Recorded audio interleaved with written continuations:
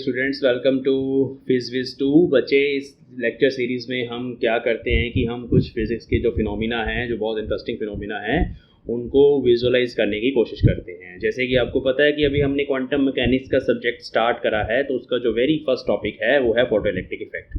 Photoelectric effect का जो lecture है वो अपलोड हो चुका है डिटेल में। पहले वहाँ से एक्सपेरिमेंटल ऑब्जर्वेशन देखिए कि क्या है फोटोइलेक्ट्रिक इफेक्ट, कौन कौन से एक्सपेरिमेंटल ऑब्जर्वेशंस आई थी उसमें, और किस तरह से वेव थियोरी उसको एक्सप्लेन करने में फेल हो जाती है, और फिर आइंस्टाइन्स थियोरी आती है फोटोइलेक्ट्रिक इफेक्ट की, जो हर किसी ऑब्जर्वेशन को बड़े अच्छे तरीके से एक्सप्लेन करती है। ठीक है, तो अभी हम आज के इस एक्सपेरिमेंट में, इस लैब के अंदर फोटोइलेक्ट्रिक इफेक्ट के जो ग्राफ्स हैं उनको प्लॉट करने वाले हैं। तो हम हर चीज़ को, इंटेंसिटी को, लाइट की फ्रीक्वेंसी को या वोल्टेज को वेरी कर करके देखेंगे कि क्या होने वाला है। ठीक है, और फोटोइलेक्ट्रिक इफेक्ट को पूरे अच्छे से विजुअलाइज करने की कोशिश करेंगे। तो यहाँ पे हमारे पास बहुत सारे ऑप्शंस हैं। ये हमारे पास ना ऑनलाइन फैक्ट अपलेट्स हैं, आप इनके साथ खुद भी प्ले कर सकते हो। इसका जो लिंक है मैं डिस्क्रिप्शन में डाल दूंगा। It is an open source, आप इसको यूज़ कर सकते हो, आप इनको देख के चीज़ों को समझ सकते हो। वहाँ पे बहुत सारे फिजिक्स के अपलेट्स हैं जो आपकी हेल्प करेंगे। चलिए, तो अभी हम इसको स्टार्ट करते हैं। तो इसमें सबसे पहले हम क्या करने वाले हैं, ये एक लाइट का सोर्स है जैसे आपको नज़र आ रहा है। यहाँ पे एक कैथोड है, ठीक है, it is connected to negative potential. यहाँ पे एक एनोड है और यहाँ से हम वोल्टेज बढ़ा सकते हैं। राइट हैंड साइड पे आपको कुछ ग्राफ्स नज़र आ रहे हैं, कुछ प्लॉट्स नज़र आ रहे हैं। तो पहला ग्राफ हमारे पास करंट वर्सेस बैटरी वोल्टेज होगा, हम इसको वेरी करके देखेंगे। फिर करंट वर्सेस लाइट इंटेंसिटी, आपने लेक्चर के अंदर भी ये ग्राफ सारे प्लॉट करे हुए हैं। तो अगर आप लेक्चर देखना चाहते हो प्लेलिस्ट में चले जाइए, और इवन आपको अभी टैग भी शो हो रहा है, आप इस लेक्चर को देख सकते हैं। और इसके बाद फिर इलेक्ट्रॉन एनर्जी और लाइट की फ्रीक्वेंसी का भी ग्राफ हम प्लॉट करेंगे। तो ये जो आज का ये जो विजुअल है, इसको आप +2 के बच्चों के साथ भी शेयर कर सकते हैं। +2 CBSE में भी फोटोइलेक्ट्रिक इफेक्ट है, और इवन जो बच्चे BSc कर रहे हैं वो भी इन चीज़ों को डीपली अंडरस्टैंड करें, क्योंकि ये सब चीज़ें आने वाले टाइम में जब आप IIT जैम की प्रिपरेशन करोगे तो ये जो विजुअल्स हैं ये आपके लिए हेल्पफुल रहेंगे, रिजल्ट्स आपके दिमाग में रहेंगे इससे। ठीक है, तो चलिए स्टार्ट करते हैं। सबसे पहले हम यहाँ पे लाइट की इंटेंसिटी, जो कि अभी 0% है, उसको बढ़ाने की कोशिश करते हैं। तो लेकिन मैं लाइट की ना फ्रीक्वेंसी थोड़ी कम कर रहा हूँ। पहले मैं रेड कलर की तरफ शिफ्ट हो रहा हूँ। तो देखिए, लाइट की जो फ्रीक्वेंसी है ना वो कलर को रिप्रेजेंट करती है। तो अभी रेड कलर मतलब फ्रीक्वेंसी हमने कम कर दी। देखो, वेवलेंथ बढ़ाने का मतलब है, यहाँ 692 नैनोमीटर वेवलेंथ आ रही है, तो वेवलेंथ बढ़ाने का मतलब है फ्रीक्वेंसी कम कर रहे हैं। और अगर मैं वॉयलेट कलर की तरफ शिफ्ट हो जाऊँगा ऐसे, तो वेवलेंथ कम होती चली जा रही है और फ्रीक्वेंसी बढ़ेगी। यहाँ पे जो फॉर्मूला है, nu is equal to C by lambda. C is speed of light which is constant. Lambda के बढ़ाने से न्यू कम हो जाता है, लैम्डा के कम करने से न्यू बड़ा हो जाता है। चलिए, तो अभी हम पहले रेड कलर की तरफ रहेंगे, और यहाँ पे सोडियम मेटल है। आप यहाँ से डिफरेंट मेटल्स चूज़ कर सकते हैं। हर किसी मेटल का डिफरेंट वर्क फंक्शन होता है। और जैसे आपको पता है कि एक थ्रेशोल्ड फ्रीक्वेंसी एग्जिस्ट करती है, उस फ्रीक्वेंसी से ऊपर अगर आप लाइट की वेव को यूज़ करोगे, लाइट को यूज़ करोगे, वेव नहीं, वैसे फोटॉन्स की बात हम करते हैं, तो उस केस में ही इलेक्ट्रॉन्स इजेक्ट होंगे। थ्रेशोल्ड से ज़्यादा होनी चाहिए फ्रीक्वेंसी, उससे कम होगी तो इलेक्ट्रॉन्स इजेक्ट नहीं करेंगे। तो पहले तो हम यही देखते हैं कि सोडियम के केस में कितनी वेवलेंथ होती है, थ्रेशोल्ड वेवलेंथ, जिसके कॉरस्पॉन्डिंग इलेक्ट्रॉन सबमिट होते हैं। तो हम थोड़ी सी लाइट पहले फॉल करवा दें रेड कलर की। तो ये रेड कलर के फोटॉन्स तो बहुत सारे गिर रहे हैं अब इसके ऊपर, कैथोड के ऊपर, बट इलेक्ट्रॉन्स कोई इजेक्ट हो नहीं रहे। क्यों नहीं हो रहे? क्योंकि हम थ्रेशोल्ड वेवलेंथ से ऊपर हैं। तो हमें थ्रेशोल्ड वेवलेंथ तक जाना है। तो अभी मैं सिर्फ यहाँ पे वेवलेंथ वेरी कर रहा हूँ। आप देखिए कलर वेरी हो रहा है ना, देखिए येलो कलर के फोटॉन्स आ गए हैं ना, कितना बढ़िया है ये। और ये ग्रीन कलर के फोटॉन्स आ गए, अभी ब्लू कलर के फोटॉन्स आ गए ना। तो वेवलेंथ कम करने से अभी देखो ब्लू कलर के कॉरस्पॉन्डिंग कुछ हुआ ना, इलेक्ट्रॉन्स इजेक्ट हुए हैं। वापस चलते हैं, ग्रीन पे चलते हैं। ग्रीन के कॉरस्पॉन्डिंग भी आ रहे हैं। ग्रीन की कॉरस्पॉन्डिंग आप वेवलेंथ नोट कर लीजिए, आप कैलकुलेट करिए कितनी फ्रीक्वेंसी है इसके कॉरस्पॉन्डिंग, और वहाँ से आप वर्क फंक्शन कैलकुलेट कर सकते हैं सोडियम का। हम अप्रॉक्सीमेटली कर सकते हैं कैलकुलेट। चलिए, यहाँ आ जाते हैं। थोड़ा कलर मैंने और येलो की तरफ ले गया मैं, अभी नहीं कुछ जनरेट हो रहा। ये लेकिन इलेक्ट्रॉन्स तो निकल रहे हैं ना, इलेक्ट्रॉन की कुछ काइनेटिक एनर्जी है। तो फोटॉन की जितनी एनर्जी यूज़ होगी इलेक्ट्रॉन को इजेक्ट करने में, वो तो ठीक है, बाकी जो एनर्जी बची वो इलेक्ट्रॉन्स की काइनेटिक एनर्जी है। अब ये इलेक्ट्रॉन्स देखना, ये स्ट्राइक करने वाले हैं नोड के ऊपर, और यहाँ हमने अभी कोई वोल्टेज नहीं लगाई, लेकिन इलेक्ट्रॉन यहाँ से निकले, यहाँ पे स्ट्राइक करे, है ना। तो देखिए यहाँ जाके टकरा रहे हैं। चलिए, तो अभी हम देखते हैं इलेक्ट्रॉन्स कब आएंगे। 557 नैनोमीटर। स्लोली वेरी कर रहा हूँ ताकि आप थ्रेशोल्ड वेवलेंथ देख सको। ठीक है, थोड़ा और इधर आते हैं, 541 नैनोमीटर, थोड़ा और आते हैं अप्रॉक्सीमेटली, और फिर गूगल सर्च करना आपको और कमेंट सेक्शन में बताना है कि थ्रेशोल्ड वेवलेंथ कितनी है सोडियम के लिए। ठीक है, तो ये 524 नैनोमीटर आप नोट डाउन कर लीजिए, इसके कॉरस्पॉन्डिंग इलेक्ट्रॉन्स इजेक्ट हो रहे हैं। मैं थोड़ा पीछे आ रहा हूँ, हाँ मतलब 530 नैनोमीटर पे देखते हैं हो रहे हैं इजेक्ट, देखते हैं कितना वैलिड है ये अपलेट। थोड़ा और पीछे आ जाते हैं, 541 पे तो नहीं होते, अभी हमने देखा था, ये बहुत प्रिसाइजली वेरी करना पड़ेगा। 38 पे देखते हैं, अरे 38 पे हो रहे हैं, ठीक है 38 पे हो रहे हैं।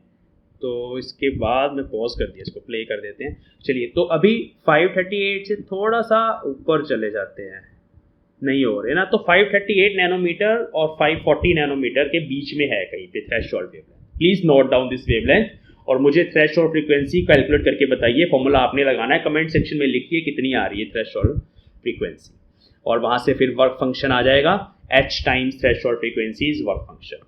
चलिए, तो एक तो ये हमें समझ आ गया। अब हम इंटेंसिटी को वेरी करके, पहले तो मैं इसको ना इस तरह के रीजन में ले जाऊं जहाँ पे बहुत सारे इलेक्ट्रॉन्स निकले। तो अब इलेक्ट्रॉन फास्ट भी हो गए, थोड़े से फास्ट क्यों हो गए हैं बताइए, पता है ना आपको फास्ट क्यों हो गए इलेक्ट्रॉन्स? पहले स्लोली निकल रहे थे, अब फास्ट। इसका कारण है कि अब फोटॉन्स की जो एनर्जी है h न्यू वो ज़्यादा है, ज़्यादा बढ़ा दी हमने। तो उस केस में क्या हुआ, जो थ्रेशोल्ड फ्रीक्वेंसी है वो कम है, वर्क फंक्शन उतना ही है मेटल का, तो उस केस में वर्क फंक्शन यूज हुआ, बाकी जो बचा काइनेटिक एनर्जी अब वो पहले से ज़्यादा है, तो अब वो ज़्यादा फास्ट इलेक्ट्रॉन्स निकल रहे हैं। देखो थोड़ा और बढ़ा के दिखाता हूँ फ्रीक्वेंसी को, वायलेट कलर में देखिए, इलेक्ट्रॉन्स और ज़्यादा फास्ट हो जाएंगे। अभी स्पीड नोट करिए इलेक्ट्रॉन्स की, बड़ा मज़ा आ रहा है ना, स्पीड नोट करिए, अभी स्पीड कितनी ज़्यादा है अभी। तो देखो जैसे जैसे हम फ्रीक्वेंसी बढ़ा रहे हैं वैसे वैसे हमारे इलेक्ट्रॉन्स फास्ट हो रहे हैं।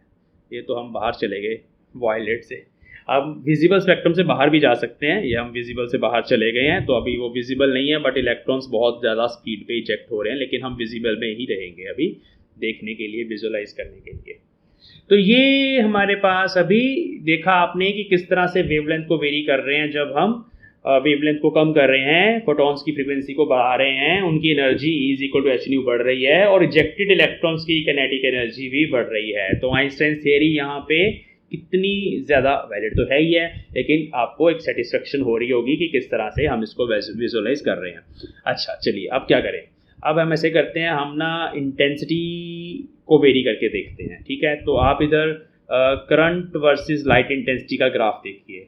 तो अभी करंट आ रहा है, करंट के ऊपर ध्यान नहीं कर रहा, 0.144 एम्पेयर करंट आ रहा है अभी।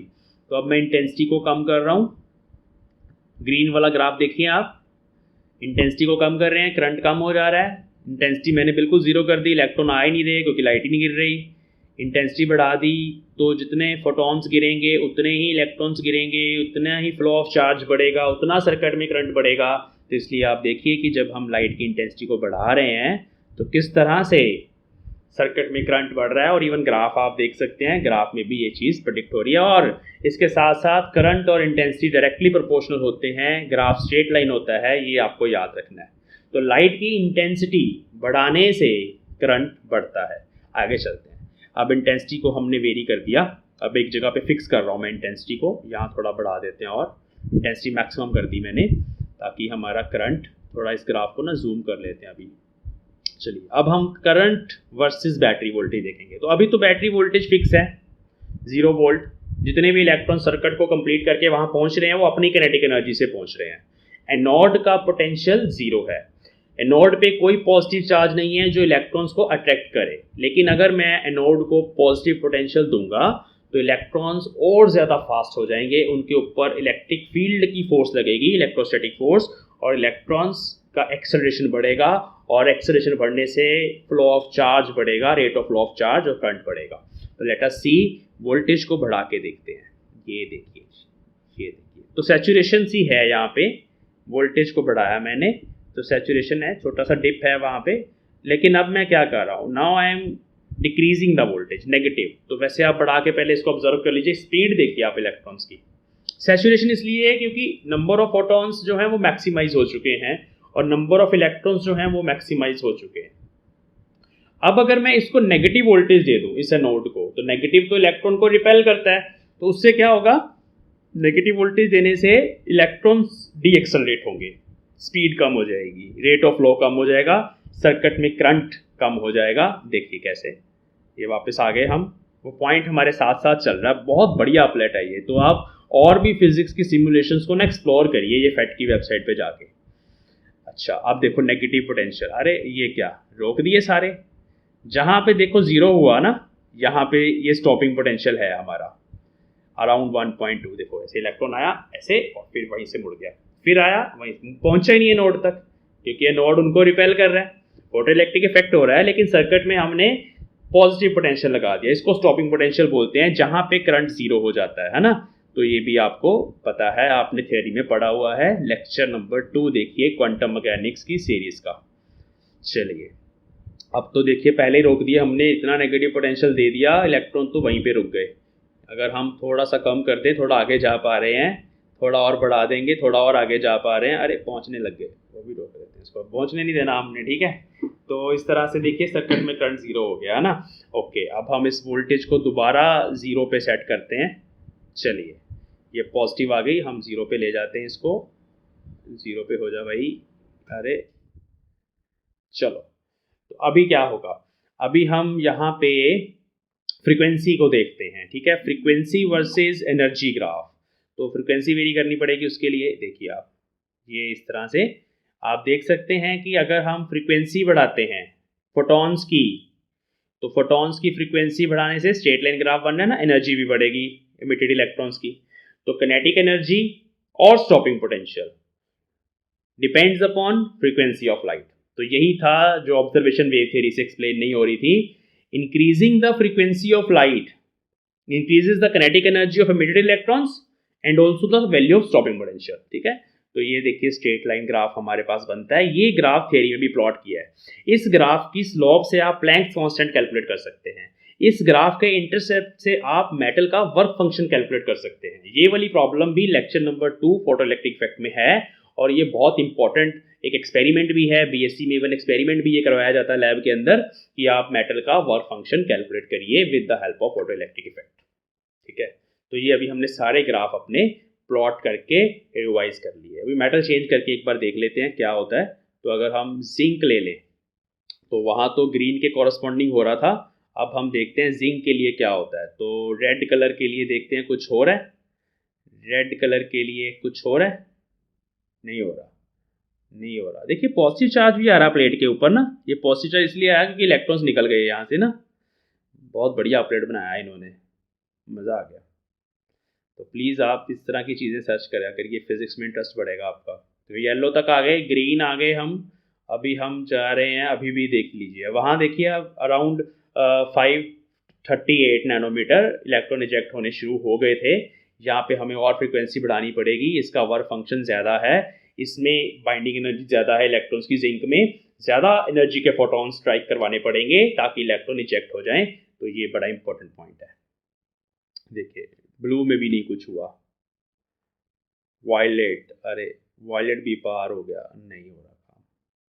तो अभी आपको गूगल सर्च करना है जिंक का वर्क फंक्शन, जिंक की थ्रेशोल्ड फ्रीक्वेंसी, थ्रेशोल्ड वेवलेंथ, कि कहाँ पे जाके जिंक से इलेक्ट्रॉन निकलते हैं यूवी रीजन में जाके। देखिए आप अल्ट्रा वायलेट रीजन में जाके जिंक का वर्क फंक्शन काफ़ी बड़ा है। तो उसमें देखिए करंट आना भी शुरू हो गया, इलेक्ट्रॉन आने शुरू हो गए। वोल्टेज को चलिए हम ज़ीरो करने की कोशिश करते हैं, वोल्टेज को ज़ीरो कर देते हैं, ज़ीरो हो जा भाई, पॉजिटिव आ रही, चलो पॉजिटिव रहने देते हैं। तो ये चीज़ है, ठीक है। तो आई होप आपको ये वीडियो अच्छी लगी है, ये आपका इंटरेस्ट बढ़ाने के लिए है क्वांटम मैकेनिक्स के अंदर और फिजिक्स के अंदर। प्लीज़ आप उन बच्चों से भी शेयर करिए जो अभी +2 क्लास में हैं। तो we will meet in the next class. Thanks for watching.